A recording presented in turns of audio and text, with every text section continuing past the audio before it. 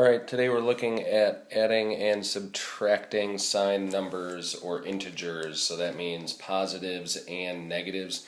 We are also going to throw fractions and decimals into the mix as well, but luckily the rules are the same.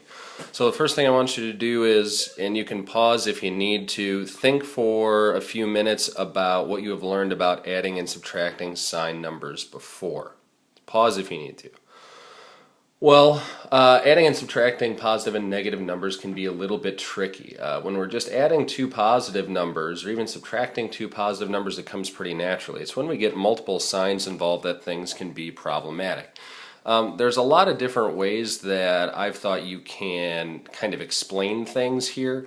One of the methods is, the easiest ways I've thought of, is with money, where positive money represents money that you have or that somebody is giving you, and negative numbers represent debt or money that someone is trying to take away from you.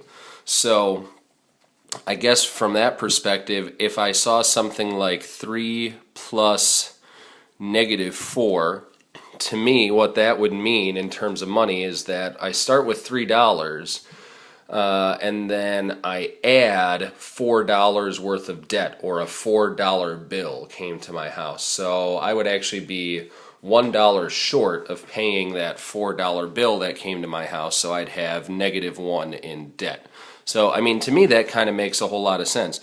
To me, it also even makes sense from the subtracting a negative perspective. So for something like -3 minus -4, I'm starting with $3 in debt. I owe somebody $3. But then someone is taking away $4 of debt from me. So taking away debt means like they're adding money. So I'm getting $4 given to me, so that's +1. So, you know, that's one way to think about it. Another way that I have, and this is kind of a standard-ish method that you'll see me use sometimes in class, is what I do is I like to put, if it's a big long chain, especially of addition and subtraction, you might see me do this. I kind of like to just put each individual number in a box, and you want to include the addition or subtraction symbol to the left of it, because that's included in creating the sign of the number. Now the key is, if you actually have two signs in there, a positive and a negative, any combination of just one of each will make a negative number. Two negatives will make a positive, and obviously just a single positive will make a positive. And then what you do is you put all the positive and negative values together, and then you just subtract the two and take the sign of the bigger absolute value. So kind of here's what I mean by that. Let's take a big long expression here where I'm going to throw in some addition of a negative, some just regular old subtraction, subtracting a negative, all sorts of stuff I'm just going to throw in there, and we're going to see what we got. So with this method, what I would do is I would box each number and the addition or subtraction symbol that's to the left of it, and then basically just kind of categorize each of those boxes. So -3 is negative, plus -4, that's negative, subtraction of 3, that's negative, two negatives here, that means this box is positive, and the last box is positive. So what I really have here is I have three numbers that are negative, and they total 10. So I've got -10, and I've got a positive value of a 7 and a 4, which is a +11. If I put those two things together, like if I imagine like almost negative particles and positive particles, where the negatives and positives like cancel each other out, the 10 negatives will cancel out with 10 of the positives, and I'll be left with one positive left over, or 1.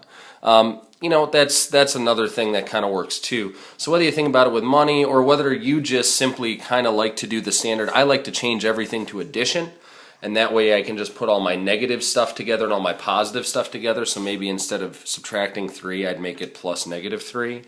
And anytime I see a double subtraction, however you think of it, that's kind of up to you, but just make sure that you can kind of do these things quickly in your head.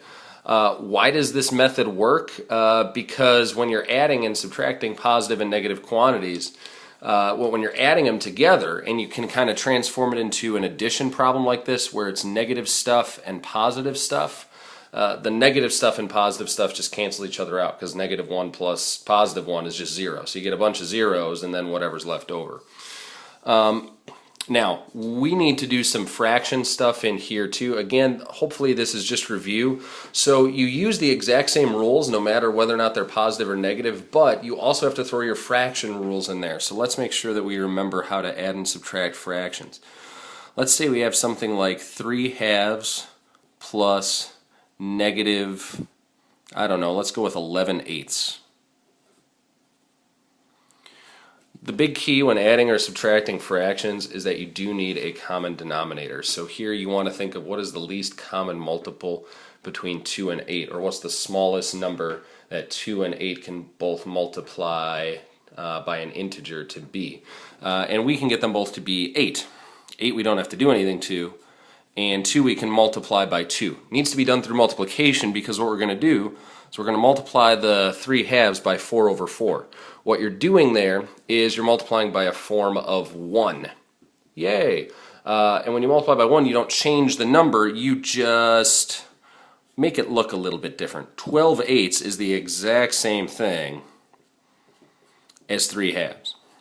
So now when we're adding fractions, our denominator always stays the same. Doesn't matter, positive, negative, whatever. And we're just going to add our numerators. So 12 plus -11 is 1. So we get 1/8. If it's decimals, on the other hand, the one thing that you need to remember when you're adding and subtracting decimals is that you need to align the decimal place. So like if it's 1.23 minus 4.1, if we're subtracting these numbers, I think kind of what you have to do if you want to do this by hand is you have to understand that, okay, my answer is going to be negative. And actually the way I would do something like this is understand that my answer is going to be negative, but do 4.1 minus 1.23. Because to do it the other way around with normal subtraction, kind of writing it out is going to be a little bit tricky. I'd add a nice little 0 on to the end of that. I'm going to have to remember how to do some borrowing. And that, you know, again, that kind of makes all this stuff a little bit challenging. So I'm going to subtract here, it gets 7, and this became a 0, but then I had to borrow, that became a 10. It's a whole mess.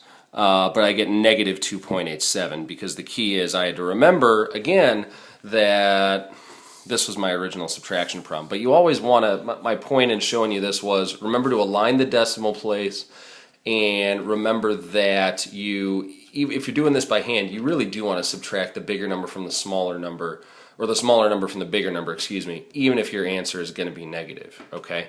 That's really all I've got for you. Obviously calculators and things can help you out here, but be careful. You always want to be aware of what your answer should be, the sign of your answer, and about what it should be, okay? That's why it's really good to be able to do these things in your head reasonably quickly. That's it for today.